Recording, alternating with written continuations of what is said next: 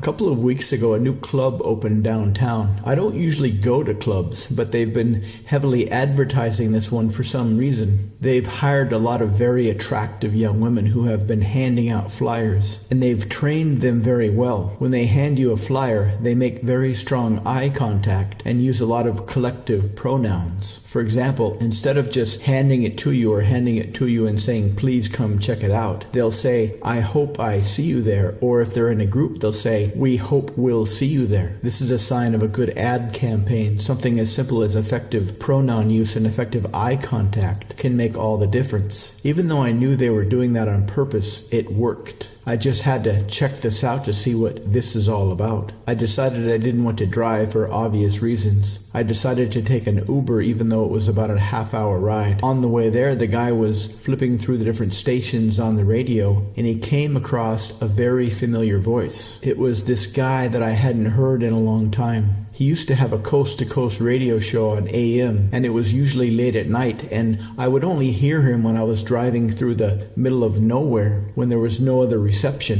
He would have all kinds of paranormal and conspiracy topics, aliens, secret groups with secret powers, CIA mind control experiments. It was always interesting to listen to, but it was also pretty clear that he was doing it kind of for entertainment. I mean, I'm sure there were plenty of people who naturally believe this, the kind of people who believe in conspiracies or believe in alien abductions, or even believe that half the world government is secretly conspiring aliens. But it was also understood that this was just sensationalist stuff, that you weren't supposed to take this seriously. But the guy he had on then was way different. He claimed to be a time traveler from a distant future, long after humans had evolved way past our current state. Of course, you can find these goofs all over YouTube if you look. So that's what I thought this guy was. But then a few scientists called in and tried to stump him. He knew the answers to all their scientific questions. Even more,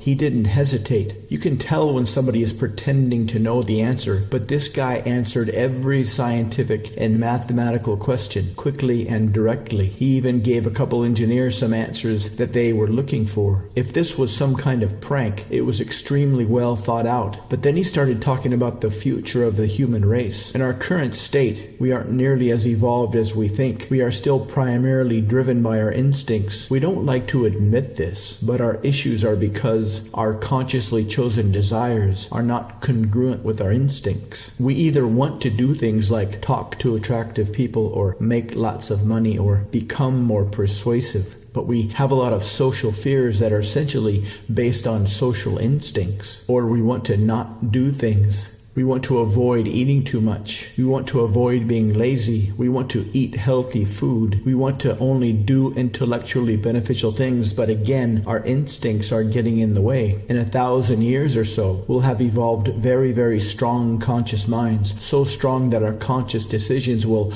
overpower our deeper instincts. We'll just make a conscious decision, and that conscious decision will give us the willpower to just do this. We can just decide to be confident. We can decide to be seductive. We can decide to make money. We can decide to be socially outgoing. But the best part is we won't be encumbered by language. Right now, we have thoughts, and we need to match the thoughts with words. Then we need to use our words to explain our thoughts to others, and they have to take our words and translate them back into thoughts. This is a very inefficient process. This is why it takes so long for any new scientific ideas to get accepted, because the process is so cumbersome. There's a lot of built-in resistance. But once we gain the ability to simply transmit thoughts directly, it will be much quicker and much more efficient. This means that new scientific ideas will happen exponentially faster than they do now, and the technological advances will be equally quick. If we think science has advanced quickly in the past couple hundred years, what's coming in the next 1,000 years will be impossible to imagine. Even the most advanced science fiction is still still based on our current level of thinking and communication. He said the way people from 1,000 years in the future think about humans today is very much like how humans today think about chimpanzees. That's how much of a difference in communication and technology will have advanced in the next 1,000 years. I'm still not sure what to think about this. If this is a prank, this is a well thought out prank. But this guy was so sure of himself, so quick with answers to even the most technologically difficult questions. We finally got to the club and I was hoping it would be as good as those attractive women suggested it would be. I ended up getting there way too early. Like I said, I haven't been to a club in a long time. I'd forgotten that things don't get really exciting until later. I only stayed around for a couple of hours, but it was still a lot of fun and there were some interesting and attractive people who started to trickle in. But I am just not in good shape when it comes to staying out late, at least not nearly as good as I used to be.